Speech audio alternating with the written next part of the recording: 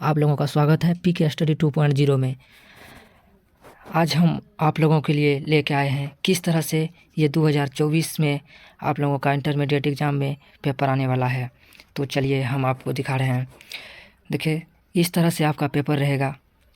इसी तरह से आपका सब्जेक्ट है, जैसे हिंदी, समय 3 घंटा 15 मिनट का है। इसमें 100 पूर्णांक है, फुल मार्क 100 है। देखिए आगे पढ़ते हैं। कुल प्रश्नों की संख्या 100 + 6। हाँ, देखिए नीचे कह रहा है परीक्षार्थियों के लिए निर्देश। देखिए सभी परीक्षार्थी के लिए निर्देश दिया गया है, क्या करना है, क्या नहीं करना है, कैसे करना है। चलिए ध्यान से देखिए। कह रहा है 1 नंबर में, परीक्षार्थी ओमार उत्तर पत्र पर अपना प्रश्न पुस्तिका क्रमांक 10 अंकों का अवश्य लिखें। देखिए आपका जो प्रश्न पे जो नंबर आएगा, प्रश्न क्रमांक, उसको आपको जो है ओमार में लिखना है, वो लिखना अनिवार्य है, उसको अवश्य लिखना है। चलिए आगे देखते हैं 2 नंबर में क्या निर्देश दिया गया है। 2 नंबर में कह रहा है परीक्षार्थी यथासंभव अपने शब्दों में ही उत्तर दें। देखिए आप लोगों को टेंशन लेने की कोई आवश्यकता न है। आप अपने जो है कि हिसाब से आंसर लिखिए, छापना नहीं है। ऐसा नहीं है कि वहाँ पे वो लिखा हुआ था तो वही लिखना है, ऐसा कोई ज़रूरी नहीं है। आपको जो सही लगता है अपने हिसाब से अपने शब्दों में आंसर दे सकते हैं। देखिए 3 नंबर में क्या दिया हुआ है। 3 नंबर में कह रहा है दाहिनी ओर हाशिए पर दिए हुए अंक पूर्णांक निर्दिष्ट करते हैं। देखिए कह रहा है 4 नंबर कह रहा है प्रश्नों को ध्यानपूर्वक पढ़ने के लिए परीक्षार्थियों को 15 मिनट का अतिरिक्त समय दिया गया है। देखिए आप लोगों को एग्ज़ाम के लिए 3 घंटा का टाइम है और 15 मिनट का टाइम दिया गया है प्रश्न को पढ़ने के लिए। इसलिए आप लोगों को घबराना न है। आप लोग पहले जो है कि प्रश्न को सही पूर्वक से पढ़िए। उसके बाद 5 नंबर में कह रहा है यह प्रश्न पुस्तिका 2 खंडों में है, खंड अ एवं खंड ब। देखिए जैसे वहाँ पे 106 प्रश्न था, 100 + 6, तो 100 जो है खंड अ में है और 6 प्रश्न जो है खंड, देखिए यहाँ पे ब में है। तो 6 नंबर में 5 नंबर का रहा है यह प्रश्न पुस्तिका 2 खंडों में है, खंड अ और खंड ब।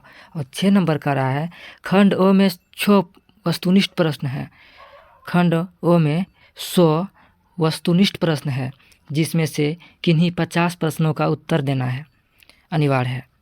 हाँ देखिए 100 प्रश्न रहेंगे आप लोगों के लिए। हो सकता है अब पता नहीं चेंज कर दिया हो, लेकिन यहाँ पे आप लोगों को 2024 का ही क्वेश्चन है ये, और संभावना है इसमें से ज़रूर क्वेश्चन आएंगे। यही सब क्वेश्चन आते हैं। क्वेश्चन देखिए कह रहा है 100 वस्तुनिष्ठ प्रश्न है, जिनमें से किन्हीं 50 प्रश्नों का उत्तर देना है, अनिवार्य है।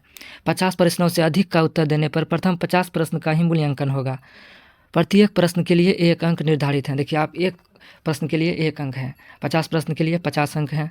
और देखिए इनका उत्तर देने के लिए उपलब्ध कराए गए ओमार उत्तर पत्र में दिए गए सही विकल्प को नीले काले बॉल पेन से भरना है। इसको देखिए आप लोगों को जो ओमार मिलेगा उसमें आपको जो है कि गोल गोल घेरा हुआ मिलेगा, उसको जो है आप लोगों को काले या ब्लू पेन से जो है कि घेरना है।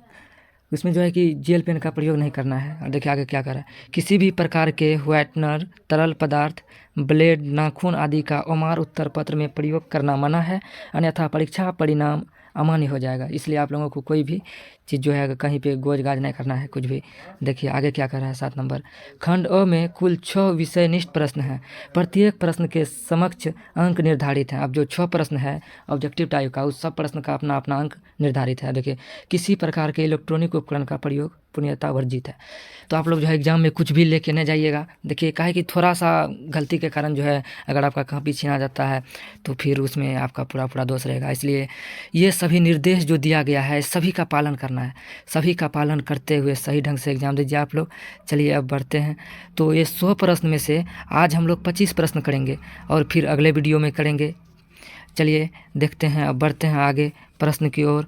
तो प्रश्न नंबर 1 कह रहा है उसने कहा था शीर्षक कहानी में सूबेदारनी ने युद्ध भूमि में अपने पिता और पुत्र को बचाने के लिए किसे कहा था। तो चलिए देखते हैं। तो उसने कहा था कहानी में लहना सिंह तो याद होगा आपको, लहना सिंह को कहा था पति और पुत्र को बचाने के लिए। तो ऑप्शन ए बिल्कुल राइट हो जाएगा। चलिए बढ़ते हैं अगले प्रश्न की ओर।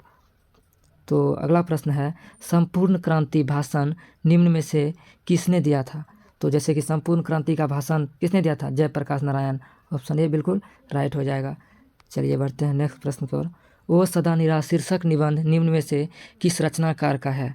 तो ओ सदा निरा जो है ये जगदीश चंद्र माथुर का है। ऑप्शन बी बिल्कुल राइट हो जाएगा। चलिए नेक्स्ट करो। जूठन शीर्षक आत्मकथा निम्न में से किनकी रचना है। जूठन जूठन किनकी रचना है। जूठन ओम प्रकाश वाल्मीकि जी की रचना है। तो ऑप्शन ए बिल्कुल राइट हो जाएगा। चलिए नेक्स्ट प्रश्न की ओर। अगला प्रश्न है शिक्षा निम्न में से किनकी रचना है। शिक्षा शिक्षा जय कृष्णमूर्ति की रचना है। ऑप्शन बी राइट हो जाएगा। चलिए अगला क्वेश्चन देखते हैं। अगला क्वेश्चन कर रहा है जायसी की रचना निम्न में से कौन है। जायसी की रचना कौन सी है। जायसी की रचना देखिए जायसी की रचना जो है पद्मावत है। जायसी की रचना पद्मावत है। चलिए नेक्स्ट प्रश्न की ओर बढ़ते हैं। अगला प्रश्न है जहाँ भय है वहाँ मेधा नहीं हो सकती, यह कथन किस लेखक का है। जहाँ भय है वहाँ मेधा नहीं हो सकती, यह कथन किसका है, यह बात किसने बोला है। तो चलिए देखते हैं कि यह बात किसने बोला है। तो यह बात बोला है जय कृष्णमूर्ति। ऑप्शन ए बिल्कुल राइट हो जाएगा। चलिए अगला क्वेश्चन कर रहा है सूरदास के पद में कौन रस नहीं पाया जाता है। देखिए सूरदास को जो है वात्सल्य रस और श्रृंगार रस का सम्राट कहा जाता है। तो सूरदास जो है कि एक भक्ति रस भी पाया जाता है, इसमें वीर रस नहीं पाया जाएगा। क्या कर रहा है, नहीं पाया जाता है, तो वीर रस नहीं पाया जाता है। ऑप्शन ए बिल्कुल राइट हो जाएगा। चलिए अगला क्वेश्चन देखते हैं। अगला क्वेश्चन कर रहा है हिंदी साहित्य का सूर्य किसे कहा जाता है। देखिए हिंदी साहित्य का सूर्य सूरदास को कहा जाता है। ऑप्शन सी बिल्कुल सही हो जाएगा। चलिए अगला क्वेश्चन पठित पाठ के आधार पर पंचायती राज में क्या खो गया है। कहानी तो याद होगा, पंचायती राज में क्या खो गया है। तो पंचायती राज में पंच परमेश्वर खो गया। ऑप्शन बी सही हो जाएगा। चलिए अगला क्वेश्चन देखते हैं। अगला क्वेश्चन है 11 नंबर। एक लेख और एक पत्र में भगत सिंह ने निम्न में से किसको पत्र लिखा था। भगत सिंह ने किसको पत्र लिखा था। तो भगत सिंह ने सुखदेव को पत्र लिखा था। ऑप्शन ए बिल्कुल सही हो जाएगा। चलिए अगला क्वेश्चन 12 नंबर देखते हैं। जयशंकर प्रसाद की नाट्यकृति निम्न में से कौन है। तो देखिए जयशंकर प्रसाद की जो है ध्रुव स्वामिनी जो है जयशंकर प्रसाद की है। तो ऑप्शन ए बिल्कुल राइट हो जाएगा। चलिए आगे बढ़ते हैं। तार सप्तक का प्रकाशन वर्ष है। तो देखिए तार सप्तक जो है प्रकाशन हुआ था तार सप्तक का 1943 में। ऑप्शन ए सही हो जाएगा। चलिए अगला प्रश्न देखते हैं। अगला प्रश्न है सुभिंद्रा कुमारी चौहान के पिता निम्न में से कौन है। सुभिंद्रा कुमारी चौहान का पिता कौन है, ठाकुर रामनाथ सिंह। ऑप्शन बी सही हो जाएगा, इसका ऑप्शन बी सही है। चलिए अगला क्वेश्चन देखते हैं। सक्सरिया पुरस्कार निम्न में से किसको मिला है। सक्सरिया पुरस्कार जो है सुमित्रा कुमारी चौहान को मिला है। सक्सरिया पुरस्कार ऑप्शन ए बिल्कुल सही हो जाएगा, सुमित्रा कुमारी चौहान। चलिए अगला क्वेश्चन देखते हैं। अगला क्वेश्चन है अर्धनारेश्वर हिंदी साहित्य की कौन सी विधा है। अर्धनारेश्वर देखिए अर्धनारेश्वर जो है ये आलोचना है। अर्धनारेश्वर क्या है, आलोचना है। ऑप्शन डी सही हो जाएगा। थोड़ा सा डाउट है, आप लोग देख लीजिएगा। चलिए अगला क्वेश्चन देखते हैं। क्वेश्चन नंबर 17 सरोज स्मृति शीर्षक रचना की कौन सी विधा है। देखिए सरोज स्मृति जो है यह लोकगीत है। ये क्या है, लोकगीत है। ऑप्शन सी सही हो जाएगा। चलिए अगला क्वेश्चन देखते हैं। चंद्रधर शर्मा गुलेरी का जन्म स्थान कहाँ है। देखिए यही सब क्वेश्चन आएगा। चंद्रधर शर्मा गुलेरी का जन्म स्थान कहाँ है। चंद्रधर शर्मा गुलेरी का जन्म स्थान जयपुर है। ऑप्शन में देखिए जयपुर है, जयपुर। ऑप्शन ए बिल्कुल सही हो जाएगा। चलिए अगला क्वेश्चन देखते हैं। रामधारी सिंह दिनकर का जन्म स्थान कहाँ है। रामधारी सिंह दिनकर का जन्म स्थान सिमरिया बेगूसराय, ये बिहार के हैं। रामधारी सिंह दिनकर जो हैं ये बिहार के हैं, बेगूसराय सिमरिया। ऑप्शन ए बिल्कुल राइट हो जाएगा। चलिए अगला क्वेश्चन देखते हैं।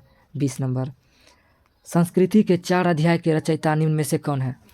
कह रहा है संस्कृति के 4 अध्याय जो हैं ये किसने लिखा है। तो ये जो है रामधारी सिंह दिनकर का है, इसका रचयिता रामधारी सिंह दिनकर है। ऑप्शन सी सही हो जाएगा। चलिए अगला क्वेश्चन देखते हैं।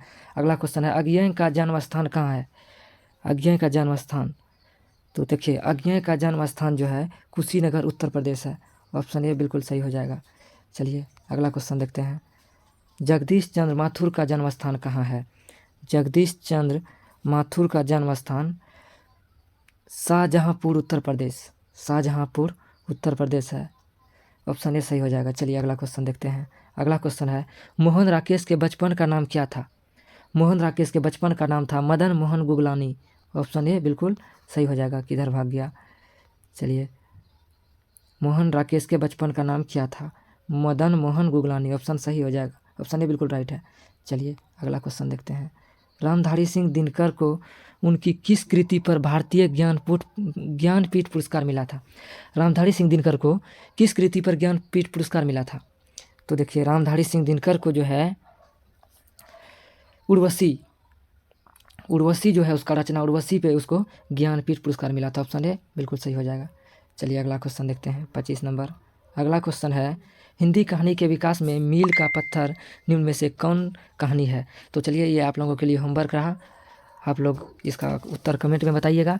चलिए, और अगला प्रश्न अगला वीडियो में देखते हैं। आज बस यहाँ तक ही।